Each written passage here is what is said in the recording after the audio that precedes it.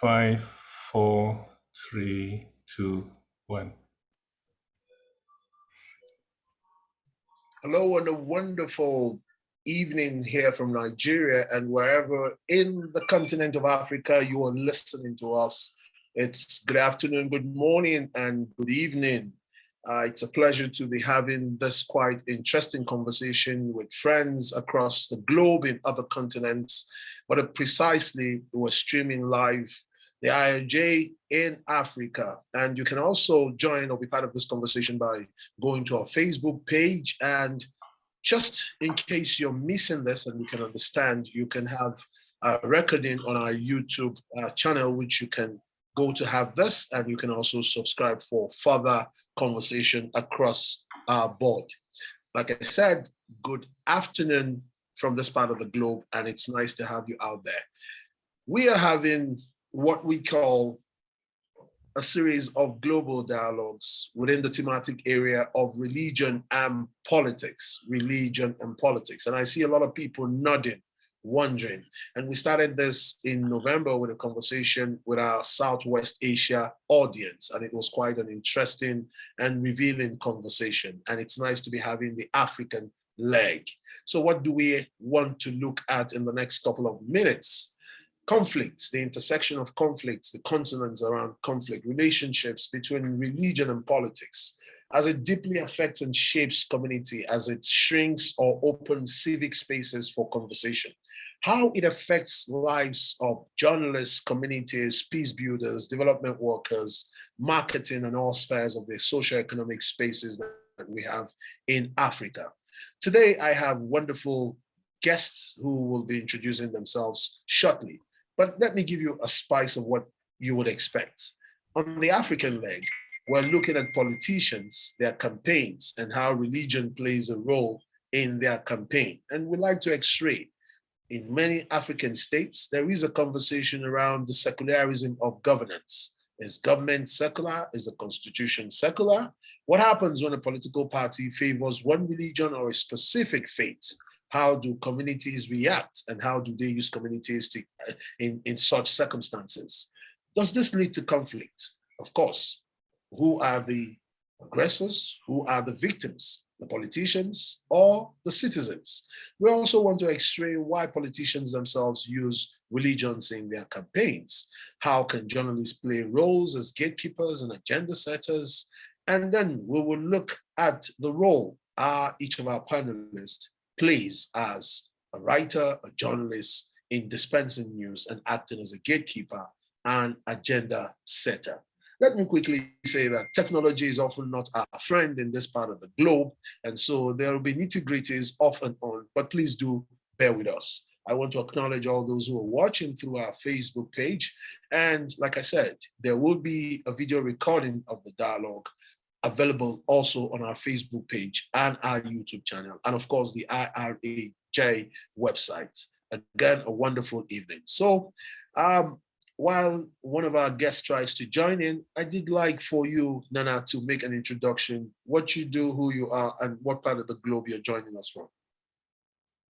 All right, thank you very much, Prince, for starting this program.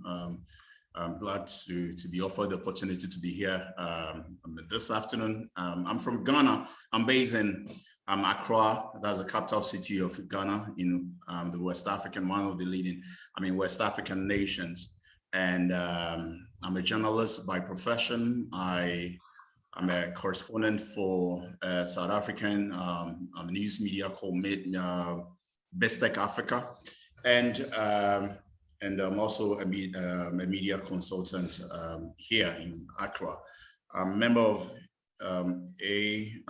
IARJ, and for the past 10 or so years, a decade and a half years, I've been reporting on religion, reporting on politics, reporting on technology, and with my experience in the field of journalism in the area of religion, we've seen how politicians have taken advantage of religious activities to get people to amass people for themselves, and that has brought a lot of challenges to us as journalists, being the watchdog, or being the fourth estate of the realm, keeping watch of these political players. It's not been that easy though, but with the support from our other colleagues in here, we've been able to keep our heads above the waters. Although the pandemic is still around,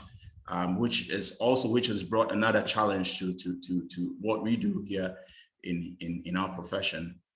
We're still keeping, and I'm happy to be here and to share my observations in this industry with friends and colleagues here.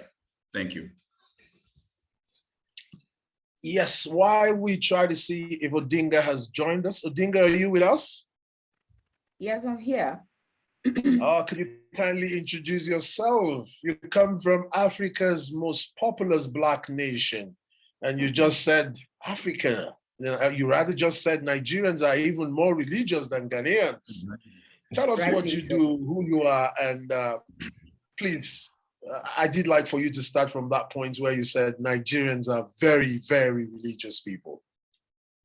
Yes, it was, well, we were throwing banters at each other with Nana, and he said Ghanaians are more religious. And I said, as religious as Ghanaians are, they are not a quarter of what Nigerians are. So having said that, I am a broadcaster with the Plateau Radio Television Corporation here in Jos Plateau State, Nigeria. My name is Odinga Adiu, and I have also produced a lot of religious programs, all manner of religious programs, all for the sake of humanity. Wow, thank you. And it's nice to have both of you x-ray this conversation across politicians, campaign, and religion. In the course of this conversation, I'm sure we'll have Yazid join us from the US. He'll be x-raying and giving us insights into what's obtainable in South Africa. But while that is yet to happen, Nana, let me start with you. And I'm going to punch you as much as I can. When you say every Ghanaian is religious, is the Ghanaian constitution a religious constitution or a secular constitution? Do you have a state religion or it's a secular one? Thank you, Prince. Ghanaian, well, our constitution, I must state, and as we all know, is a secular one. It's not a religious one. But so far as we find ourselves, I mean, we find ourselves governed by this secular, good book or Bible. We should all abide by it. And interestingly, yes, Ghana, it's, and there's Prince, one interesting thing, there's currently a debate ongoing as to whether the country is a secular state or religious state. And there's been a lot of, and I think the our constitution, the 1992 constitution, I mean, makes kind of, didn't or failed to make that very clear, establish that clear as to whether the country is a secular state or religion. What it said was, the country is a secular state, and at some point, it also states that it's a religious, state. And the reasons it gave was that it is secular. The Constitution, the reason that the Constitution gave in its pointing out that the country is a secular state means that he says there are 4 things that happens in the state, and it means that it guarantees individuals and corporate freedom of religion. Secondly, it deals with the individual as citizen irrespective of religion. And thirdly, we are not constitutionally connected to a particular region. And finally, the state does not seek to promote or interfere with religion. And that's what the Constitution clearly states. And so if we are to go by these 4 points or 4 tenets, it then helps us to see in a broader view what it means to, for the Constitution to state that the country is not a secular state. It then comes back to state that the country, Ghana, is a religious, state, in the sense that And with this part, the Constitution failed to make it clear. But legal brains have pointed out that the fact that the Constitution acknowledged that the country as Ghana is a religious state means that every Ghanaian believes in a supreme being, and that makes that person a religious person. And interestingly, in the country, we got Christians, we got Muslims, we got traditionalists, we got those who doesn't believe in none of these religions, and we've got the others, right? And that makes it so if you have this grouping in there, that makes the country a religious state. So if we to go by what I said earlier, it then kind of give you a fair idea of the state we find ourselves in. And wow, the state doesn't interfere in in individual and corporate freedom of religion, and it doesn't also deny the individual access to religion, irrespective of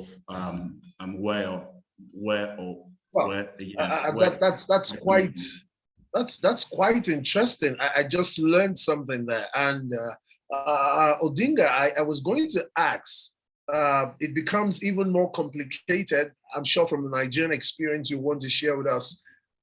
The Nigerian Constitution talks about it being a secular state and does not allude to the fact that, doesn't even say anything about a religious state.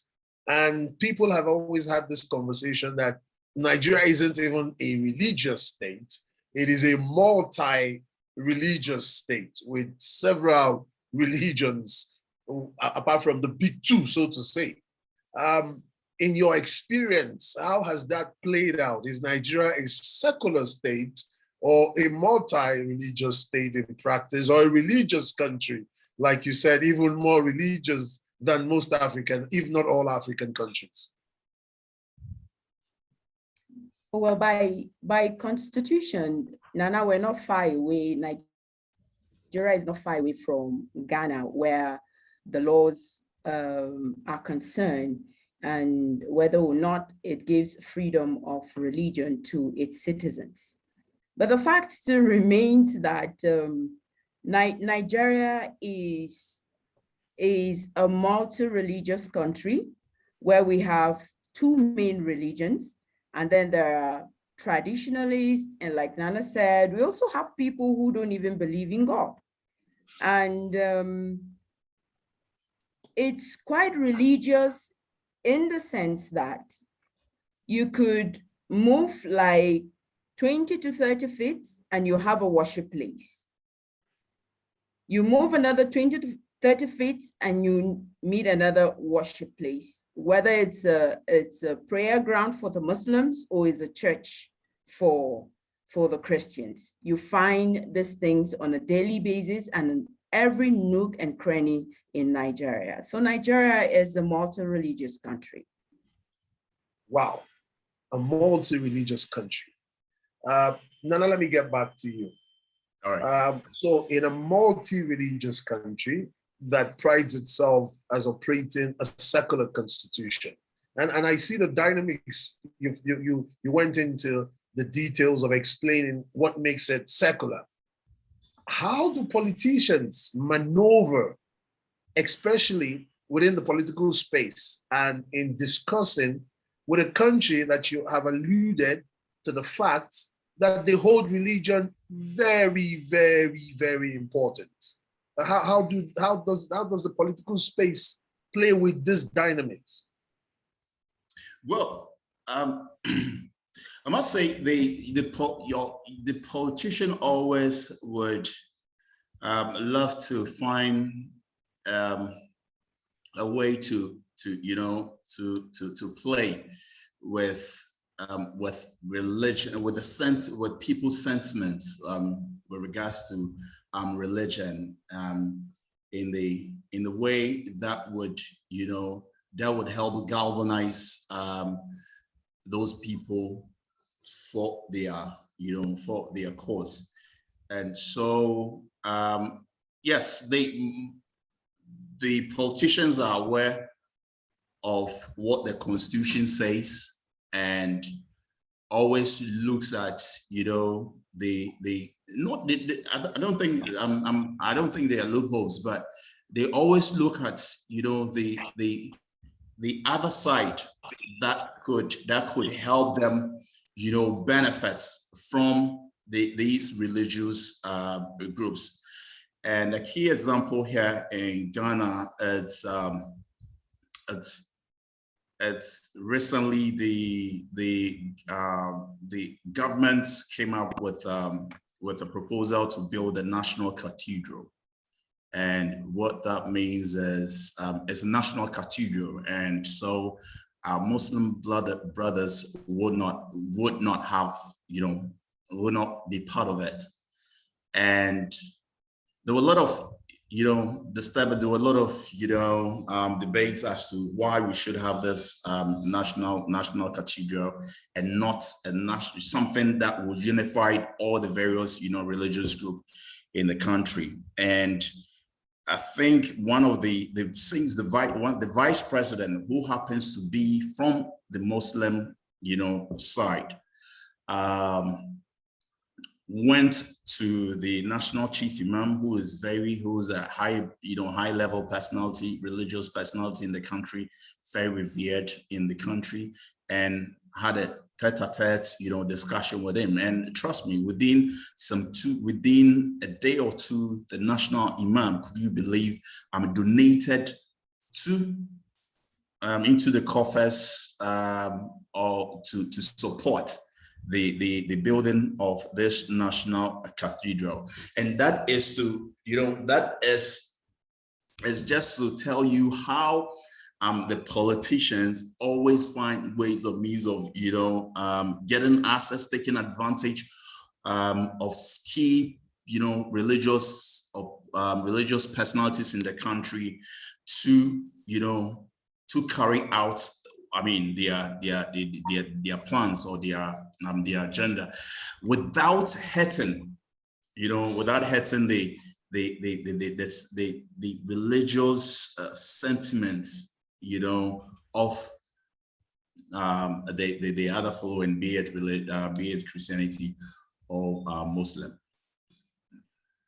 All right, Nana, I lost a few seconds of that time. Can you hear me? Yeah, I can hear you. I can hear you loud and clear.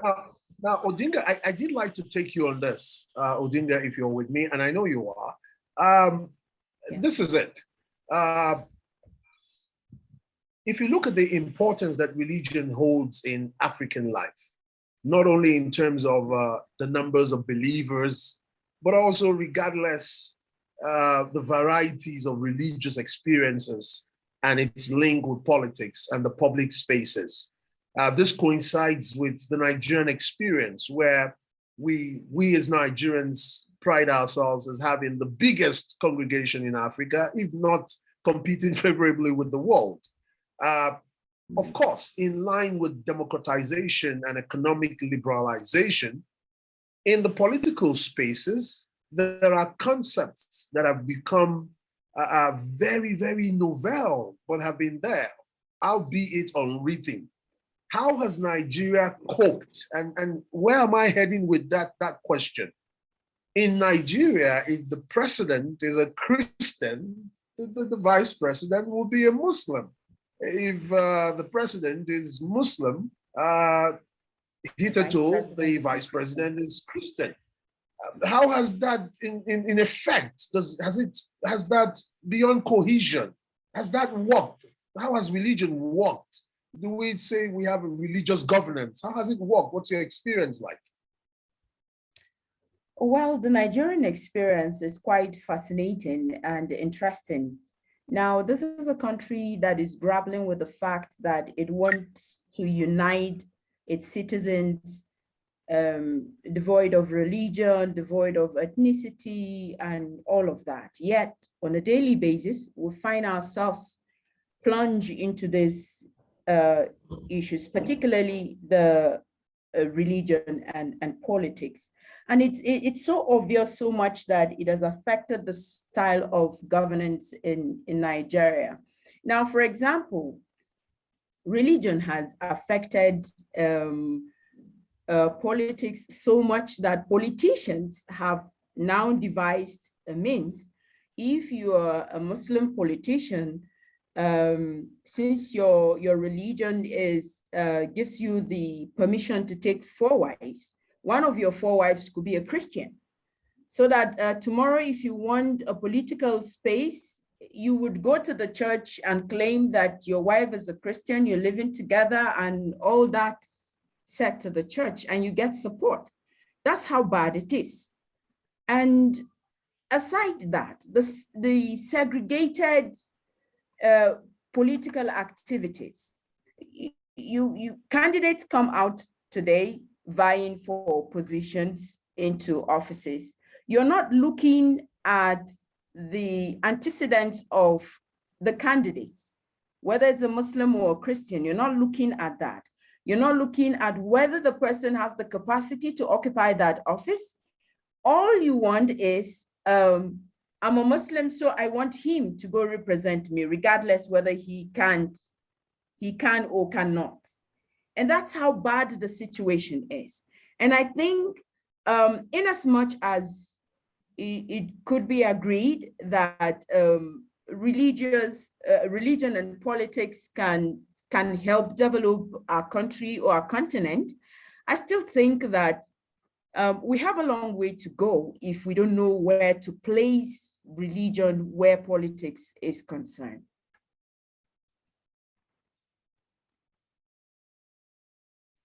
Thank you, Odinga. Thank you so very much. That was quite enlightening.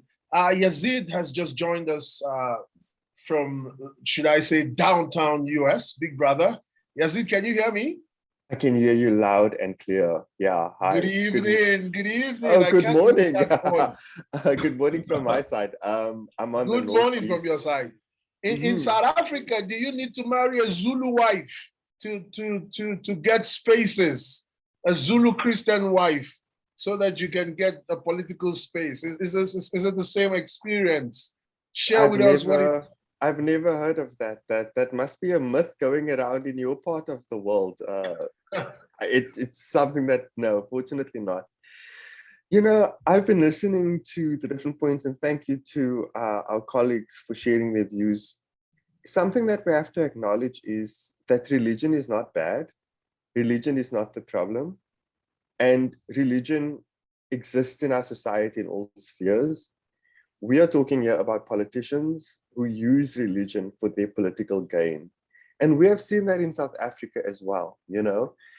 I also think that the notion that religion needs to be completely separate from politics is a very Western secular idea. Because in Africa, people have religion, you know, as part of every other facet of their lives. So to expect that religion not be part of government is sometimes us wanting to impose a particular view or particular worldview that is a bit too unrealistic at times, right? I just want to share that opinion, because living in South Africa, where a lot of people are still quite religious, to say to people, well, when it comes to the government, or when it comes to how you think about the country should be run, to suddenly forget about your religion is difficult, you know? But the challenge that we have is when politicians, of course, use religious platforms to gain votes. And we've seen that many times. I mean, I was in a church once where our former president, Jacob Zuma, who was facing criminal charges, who had faced allegations of raping a woman, who had faced, you know, charges and allegations of having stolen a lot of money from the government coffers, was in a church and speaking to the congregation, you know, encouraging them to vote for the African National Congress, which is the ruling party in South Africa. And when people do things like that, you know, you begin to question, okay, well, what's going on here? And I think that's where the uncomfortability sits with us in this conversation. All right, Yazid, you just said something that strikes. I'm sure Nana and Odinga have had that shout hallelujah somebody and cast that vote for us. It sounded almost like that. Odinga had said something like, ultimately, it's not about how bad religion is in this case, but rather than assuage the ill feelings around governance, politicians have used religion as a subtle tool. So I think it's conflict in the role of religion in African politics. Nana, what's the Ghanaian experience in how Ghanaian politicians have used religion in their campaigns? There's so many selected, examples in there, especially when it comes to, campaigning, and when it comes to the politician trying to, take advantage of the churches, the mosque, the palaces of the traditional, the traditionalists to woo people, to their side, just for votes. Let me tell you what happened. Last 2 years during the 2020 general election, we have the incumbent, president, who is a Presbyterian, coming from that, Orthodox, part, and so he has a lot of, increasing followings within certain key traditional, religious Christian, communities. Now he needs to get into the Pentecostal, the charismatic, section of things for him to be able to, get his way through very well. So what he did was, what he did during his before the election was to appoint a minister who happens to be a leading, church member, to be a minister of the Ministry of Chieftaincy and Religious Affairs.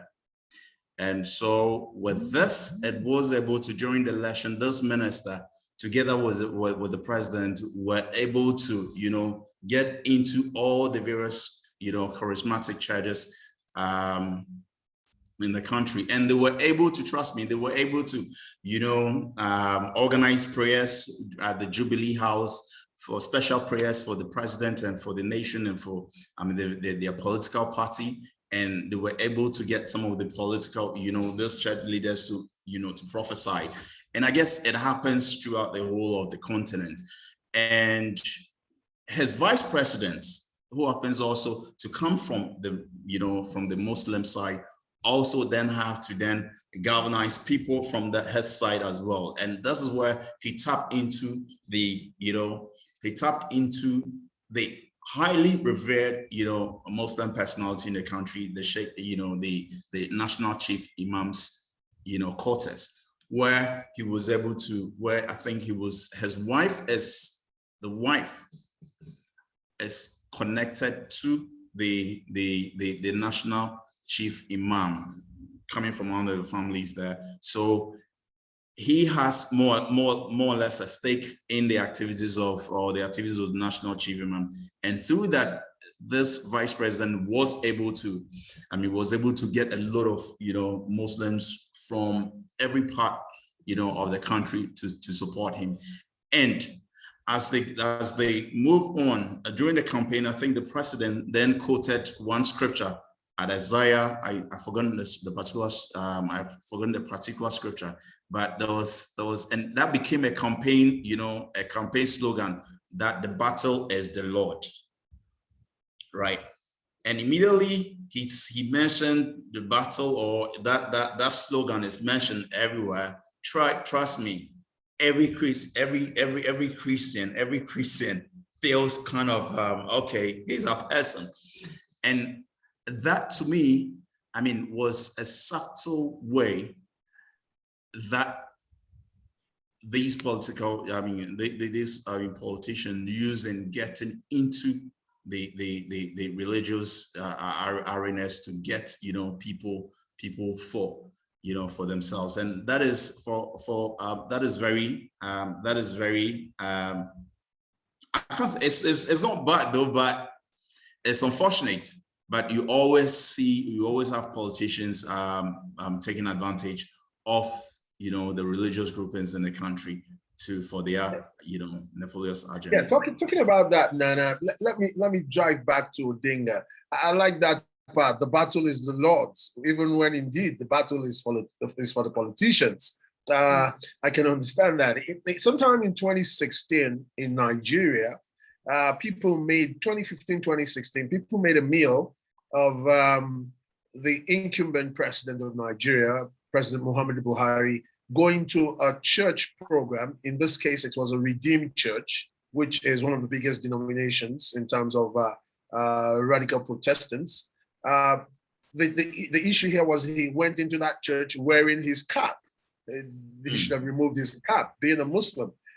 Only a few days ago, the vice president, who is a Christian, was on a trail, official assignment somewhere in Kano, a state that's predominantly Muslim, and he entered a mosque with what somebody said was clean shoes,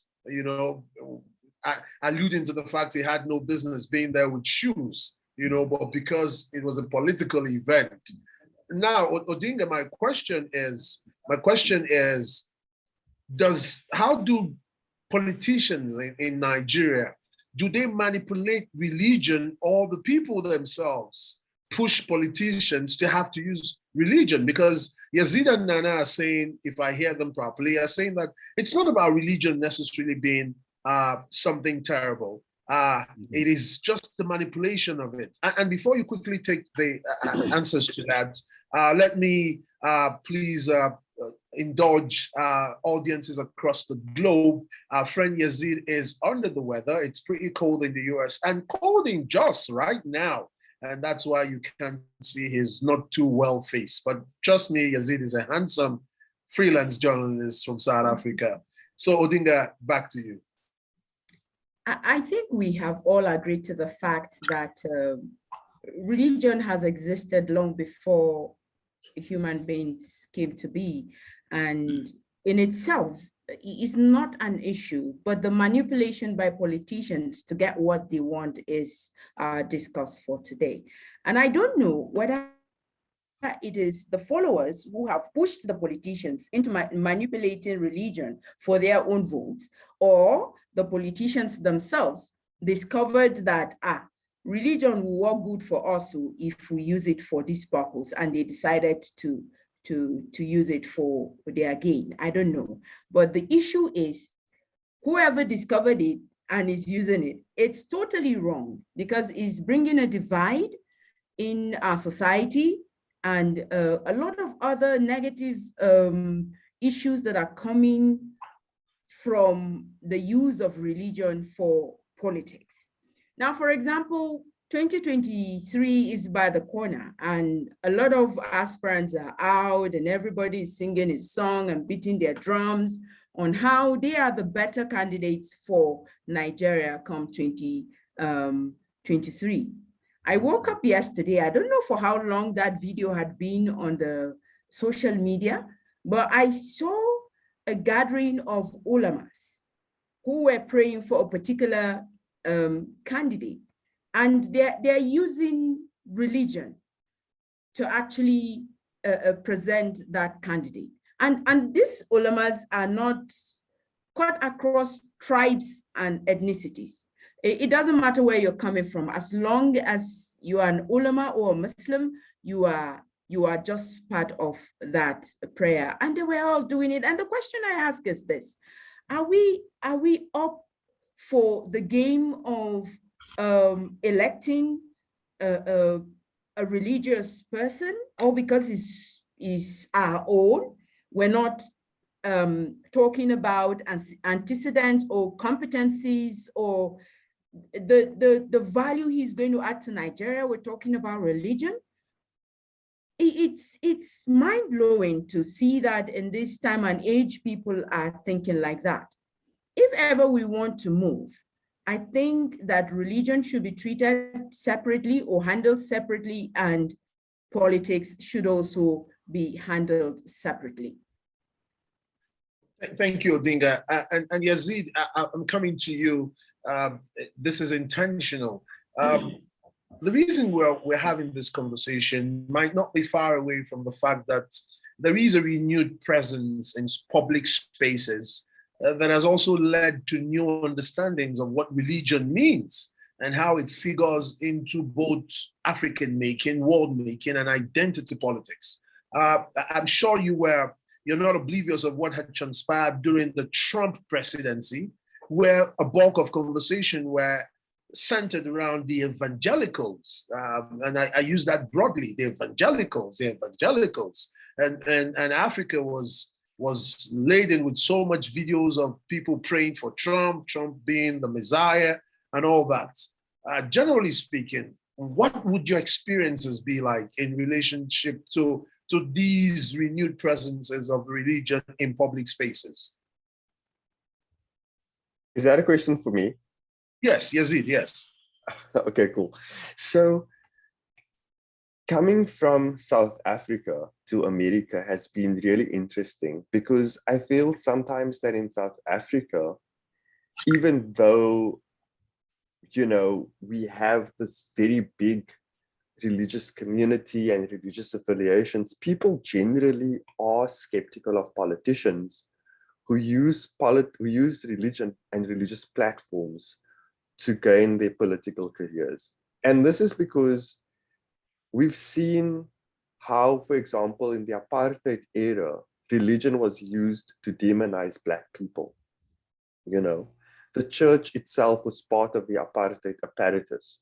So people feel and have been feeling quite skeptical when politicians come onto a religious platform and want to make themselves seem like the good guy suddenly, because people also have a lot of questions and mistrust of politicians. So when they see this guy coming in the name of God suddenly appearing there as this angel sent from whichever heaven he came from, they begin to think, okay, well, just the other day I didn't trust you, so why should I trust you now? But then coming to America, which is sort of like meant to be the epitome of Western culture and what is, like all this kind of like thinking of when we associate progress with the West and so on. And also because we know that the West and the Western ideology has been very much about we are civilized, and it's like the West versus the rest. So we are civilized and the other people are still catching up. Let's be quite frank, that is how a lot of people think in terms of, civilization.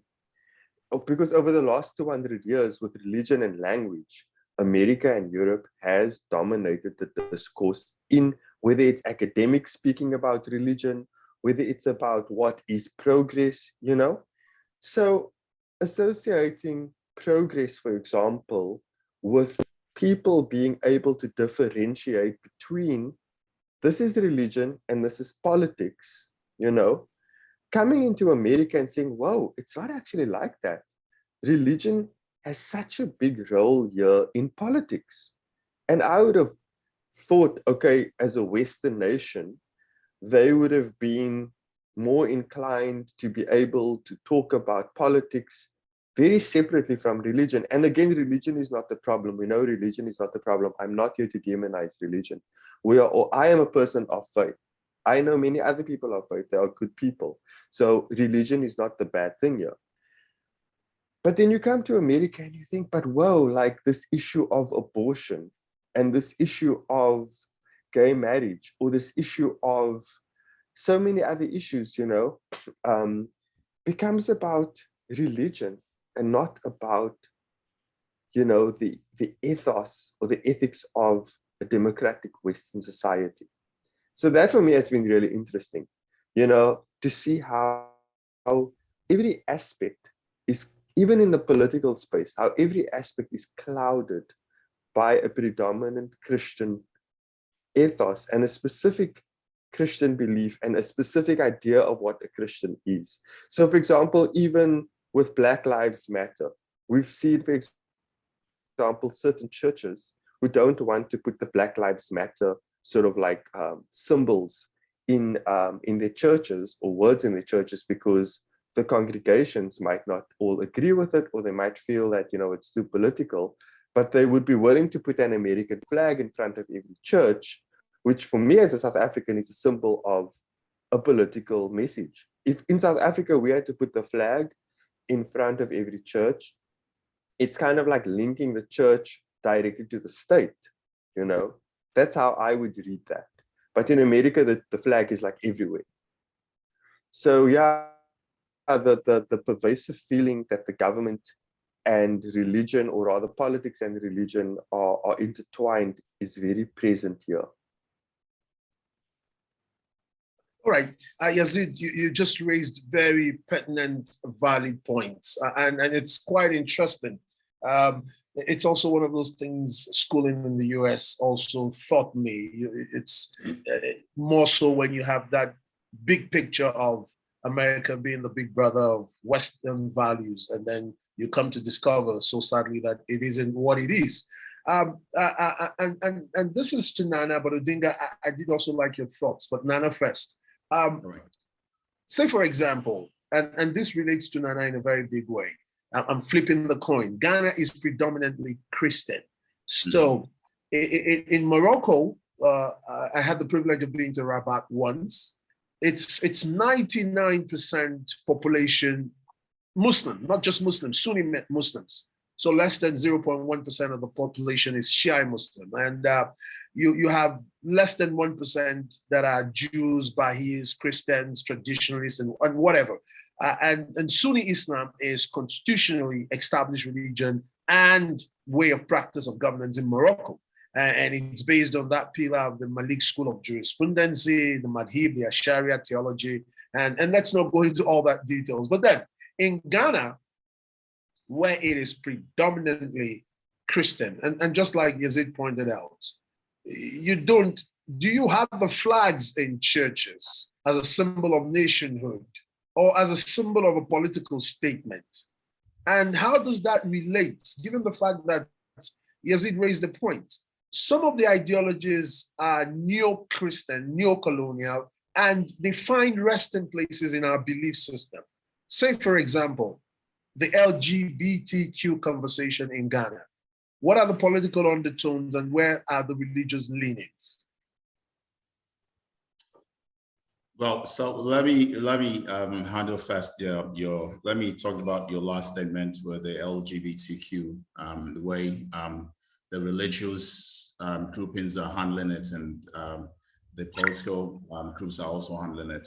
Interestingly, the religious groupings, that's the first time that you witness both the Christian side and trust me, even in Ghana, within the Christian fraternity, it's they have this denomination which had been divided. They're kind of divided among themselves. But when it came to the issue of LGBTQ came about, they quickly, came together. Same as the Muslim brothers here, and that, paved way for all of them to then, come together and then, say no to, the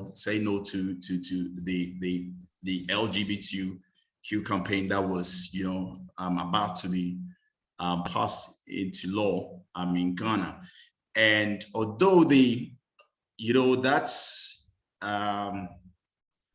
campaign was a campaign that was furiously fought from the Christian point, the Muslims saw that it's kind of it's to make religious sense if they also support the sponsored bill that the Christian members who were in parliament who then pushed that bill forward. So there was a bill against LGBT in the country that was pushed in the parliament by a Christian minister who happens to be a member of parliament, and later got the help or the assistance from the minority group, the minority religious group in parliament. And that gave a strong, back into that campaign. And as of now, as we're saying, the government has suspended the discussion on that very issue for now. I don't know when they're going to continue with that. But the point is, we interest, you have certain religious groupings and certain religious members within government who are for this campaign, the LGBT campaign, but still within government. And so, because of their political and their allegiance to the government, who is also taking advantage of the campaign to get a lot of funding from international donors, they are kind of in support of the bill and are doing everything that they could to get the bill passed. But yes, as we've seen recently, the bill, government has suspended it, and government is still holding up with that bill. So that is the situation here in Ghana, Prince. All right, I want to at this junction acknowledge those watching through our Facebook page, the IARJ Facebook page, and just to inform you that a video recording of this dialogue will be available on our Facebook page and as well as the IARJ website and our YouTube channel. You might do well to also subscribe to that channel, and let's have this conversation ongoing. It's larger than what you seem to be getting here. Here's just this is just scratching it. Like I often say, I hate to say goodbye. And when I look at the time, it's time to say goodbye. But we're not going to say goodbye without addressing just one key issue. And I'll roll them into one. Odinga, I'm going to start with you by asking, how can media people, journalists, writers across board, how can they play their roles as gatekeepers and agenda setters? And I ask this question against the backdrop that often enough, the journalist himself or herself is either a Muslim or Christian or has one faith ideology. How do you play that role? And in answering that question, wouldn't mind if you're sharing a personal experience also of what it's been like having to navigate this very unnecessarily clumsy terrain of politics and religion.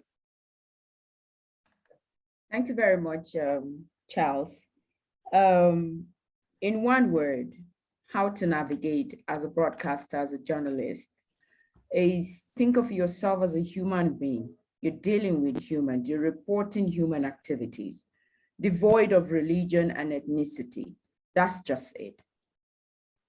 You remove all of that out of it. Just put yourself as a human being first, and then whatever comes after, it will go smoothly. Be impartial. And personal experiences, it's, oh well, probably because of stories I heard before I became, or I joined the media in working.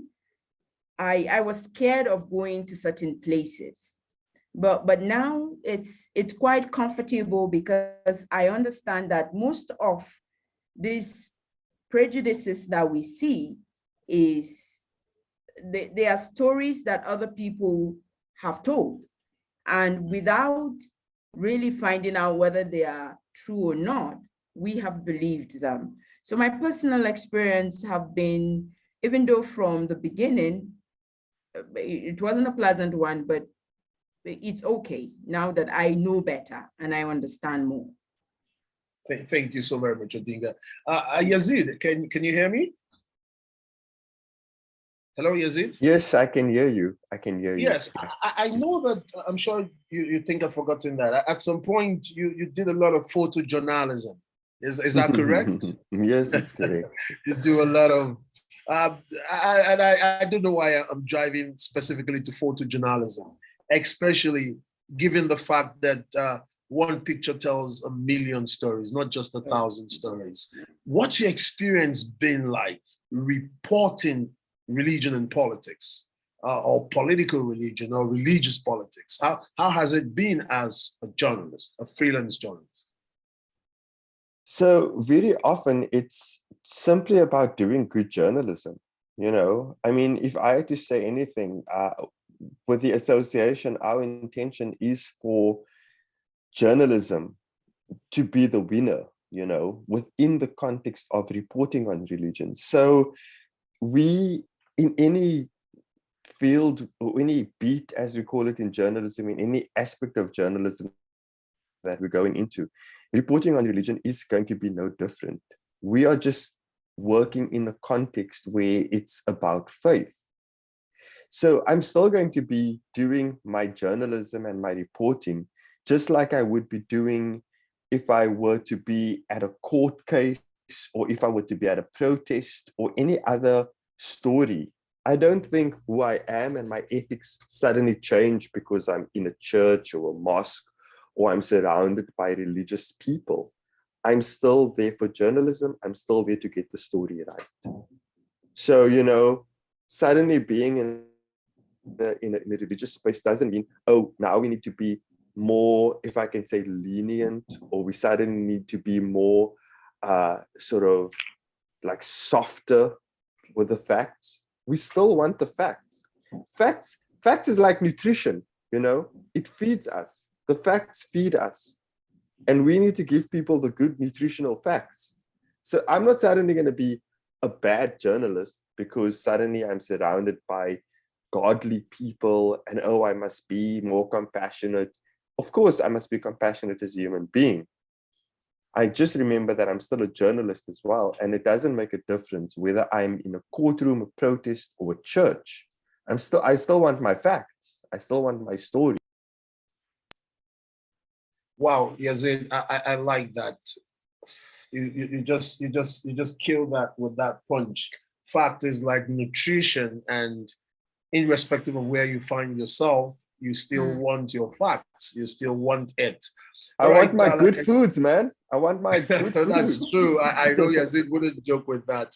The IARJ is about creating a global network of journalists promoting excellence in the coverage of religion and spirituality. I'm sure in the forthcoming months in the future, we will discuss religion and spirituality, another very tense topic in Africa, because sometimes people say they are spiritual, they're not religious, they're religious without being spiritual. But anyway, we won't dabble into that.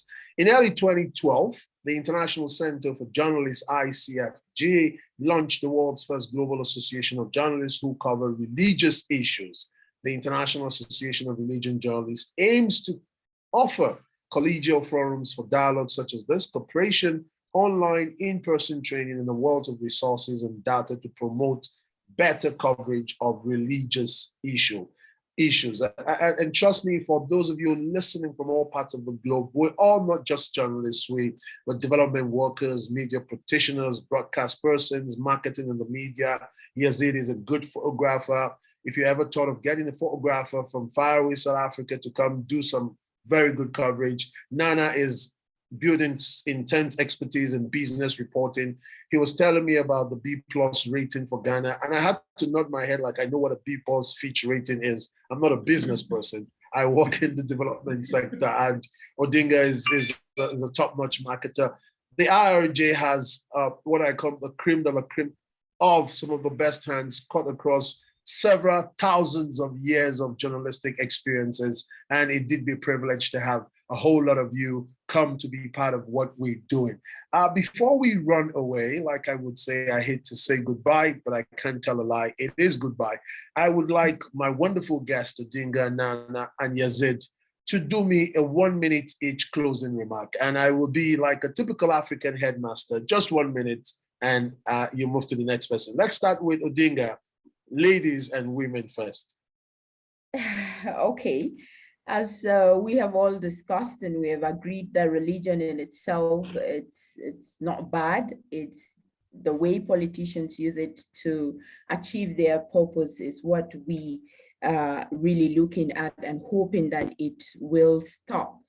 If you want a vote, go in and sell yourself as an individual capable of delivering the deliverables at the end of the day and stop using religion. Though it has its positive and negative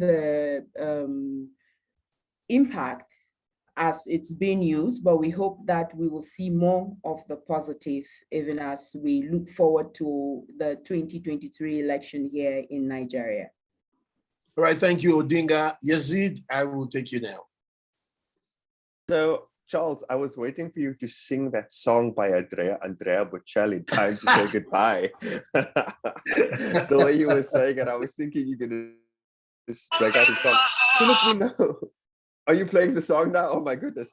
Look, that will be beautiful. Go ahead, Yazid. Oh my goodness, guys. Victoria Street in Ghana. What can I say? Memories are flashing back. What I will say is that we know that for as long as people have hungered for power, they have used religion to gain that power. It's happened through centuries of churches dominating society. It has happened through millennia of different communities throughout human history, dominating one another, one religion over the other, using religion, unfortunately, to dominate and divide. So as journalists, we are aware that this is nothing new. People in the future will still be using religion to show, oh, I'm such a good person, come vote for me, you have to vote for me, I believe in God, I believe in your God, look, I'm like you, trust me. That is the underlying message that politicians try and send when they go into religious spaces. As journalists, it is our job to make sure that our constituents know about the politicians that they are intending to vote for. And that is our job. In a nutshell, all I can encourage our members and people listening is, let us not forget our ethos and our role as journalists to be truth seekers and truth tellers in our society. That's all I have to say. Thank you. Thank you so very much, Yazid. Now, there's this thing about the scriptures. I hope I'm not so much of a good pastor, but he says the first shall be the last. You joined in pretty much earlier. You were the first, and sorry, it looks like you're the last. So can I have your thoughts? Oh, that means I'll have more like more than one minute, yeah? That won't be fair. Odinga will tell you broadcast. It's not even up to 1 minute. Yes. All right. Okay. So thanks so much. I'm happy to join you guys in this wonderful discussion. And as we've established, we've seen how religion is a very good, good institution. And as journalists, we serve as a mirror between the public and the further state of the realm. And as what we've recognized is the fact that yes, the political powers that be have always been in a position to take advantage of religion, using it for its own, interest. And this is about time. It's about time we as journalists encourage, more and more up and coming journalists to get into the area of reporting on religious activities. That is the only way we will be able to, keep politicians away from using, religion to perpetrate, some of the evil things that have befallen, our countries.